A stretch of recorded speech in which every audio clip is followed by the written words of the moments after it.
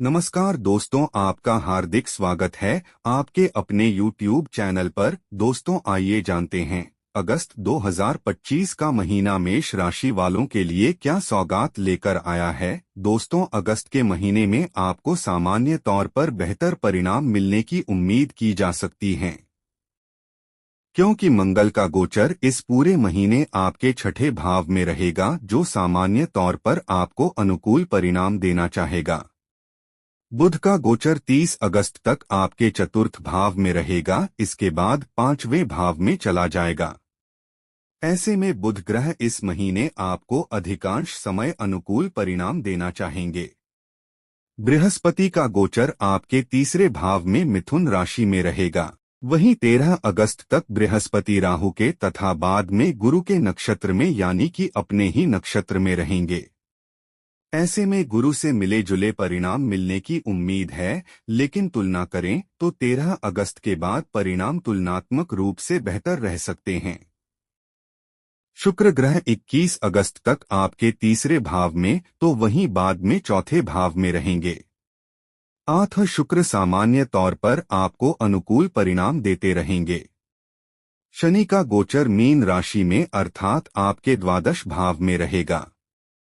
शनि अपने ही नक्षत्र में रहेंगे, साथ ही साथ 3 अगस्त तक केतु तथा बाद में बुध के उप नक्षत्र में रहेंगे। ऐसे में सामान्य तौर पर शनि से अनुकूलता की उम्मीद नहीं रखनी चाहिए, लेकिन 3 अगस्त के बाद कुछ एक मामलों में थोड़े बहुत अनुकूल परिणाम भी शनि के द्वारा दिए जा सकते हैं।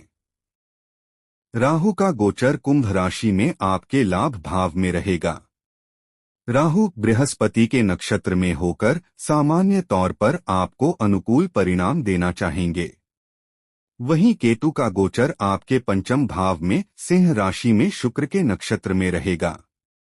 4 अगस्त तक केतु अपने ही उपनक्षत्र जबकि बाद में बुध के उपनक्षत्र में रहेंगे। ऐसे में केतु से मिले जुले परिणाम मिलने की उम्मीद रखी जा सकती है। इस तरह अगस्त का महीना मेष लग्न या मेष राशि वाले लोगों के लिए मिले जुले परिणाम दे सकता है।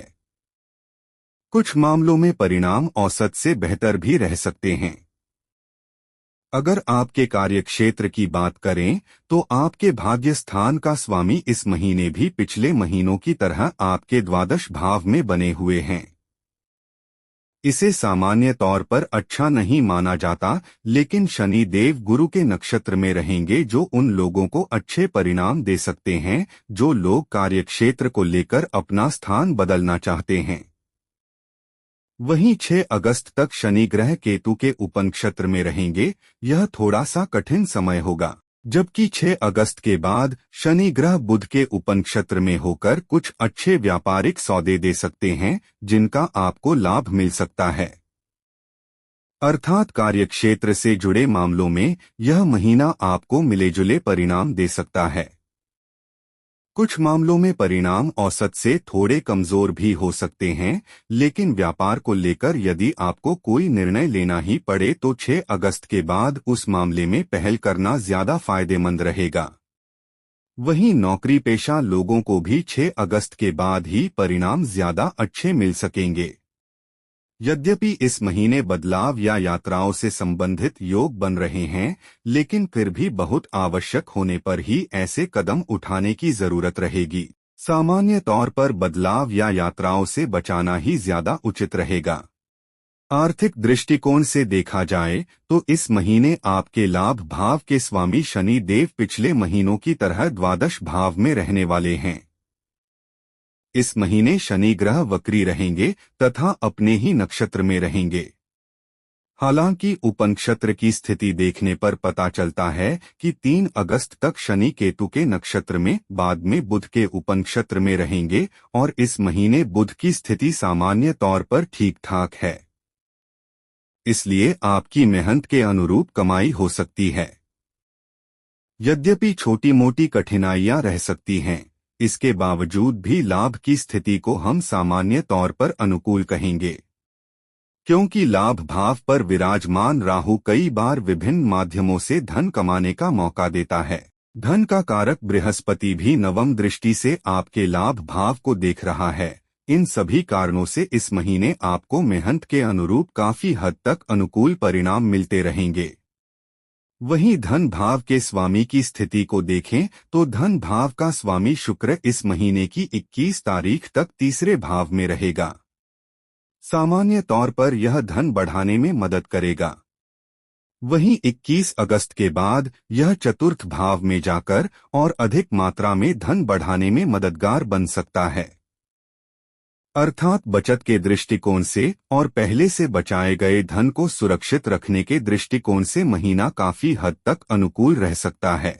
धन का कारक बृहस्पति दूसरे भाव से दूसरे भाव में स्थित है, अर्थात तीसरे भाव में है, और वहां से बृहस्पति लाभ भाव को देख रहा है। अर्थात लाभ करवाने में बृहस्पति काफी हद तक मददगार बन सकता है।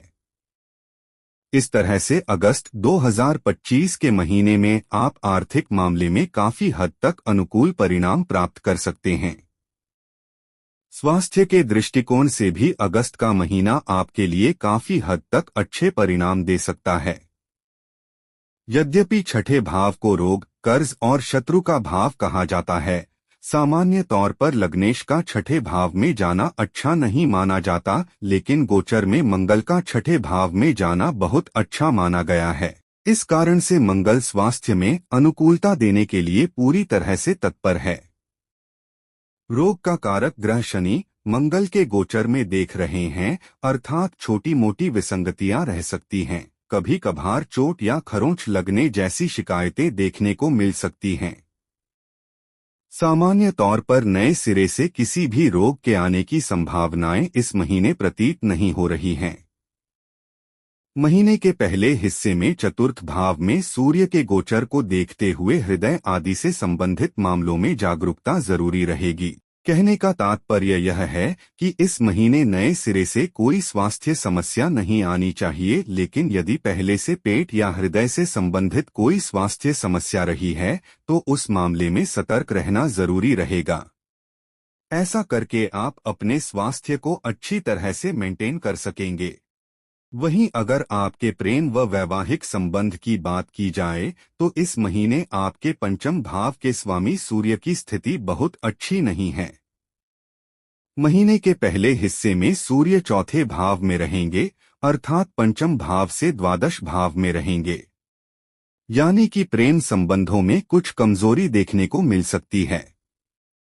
वहीं आपके पंचम भाव में केतु का गोचर लगातार बना हुआ है और अभी आगे भी बना रहेगा, इसलिए राहु केतु के प्रभाव के चलते बीच बीच में कुछ गलतफहमियां देखने को मिल सकती हैं, इसलिए एक दूसरे पर विश्वास बनाए रखना भी जरूरी रहेगा। महीने के दूसरे हिस्से में पंचम भाव का स्वामी अपनी राशि में पहुंच जाएगा। यद्यपि पंचम भाव में सूर्य के गोचर को अच्छा नहीं माना जाता, लेकिन पंचमेंश का पंचम भाव में होना संबंधों को मजबूती देगा। आपके प्रेम का कारक ग्रह शुक्र इस महीने सामान्य अनुकूल स्थिति में रहेगा। ये सभी स्थितियां इस बात का संकेत कर रही हैं कि छोटी मोटी परेशानियों के बाद आपकी लव लाइफ अच्छी बनी रहेगी। विवाह आदि से संबंधित मामलों को आगे बढ़ाने के लिए महीने का दूसरा हिस्सा बेहतर परिणाम दे सकता है। वहीं दाम्पत्य जीवन की बात की जाए तो इस मामले में सप्तमेश की स्थिति अनुकूल होने के कारण काफी हद तक अनुकूल परिणाम आपको मिल सकते हैं। आपके सप्तम भाव पर बृहस्पति की दृष्टि भी आपको अनुकूल परिणाम दिलाना चाहेगी, इसलिए दाम्पत्य जीवन सुखमय रहेगा। आप लोग एक दूसरे को पूरा समय देंगे। पारिवारिक दृष्टिकोण से देखा जाए तो अगस्त के महीने में सामान्य तौर पर आपको औसत से बेहतर परिणाम मिल सकते हैं।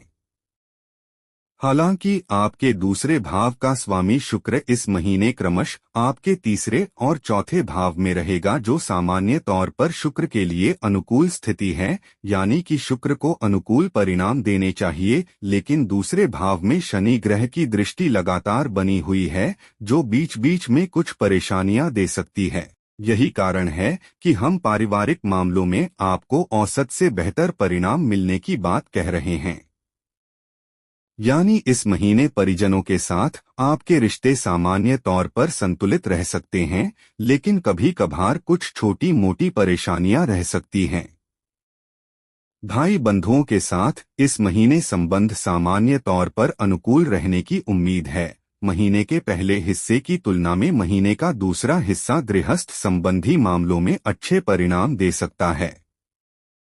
उपाय दोस्तों, उपाय जानने से पहले वीडियो को लाइक, शेयर, कमेंट और सब्सक्राइब जरूर करें। धन्यवाद। आपका दिन मंगलमय हो। उपाय: जरूरतमंद लोगों को अपने सामर्थ्य के अनुसार भोजन करवाएं। अस्थमा रोगियों की दवा खरीदने में मदद करें। नियमित रूप से हनुमान चालीसा का पाठ करें। दोस्तों, यह राशिफल आपकी चंद्र राशि पर आधारित है।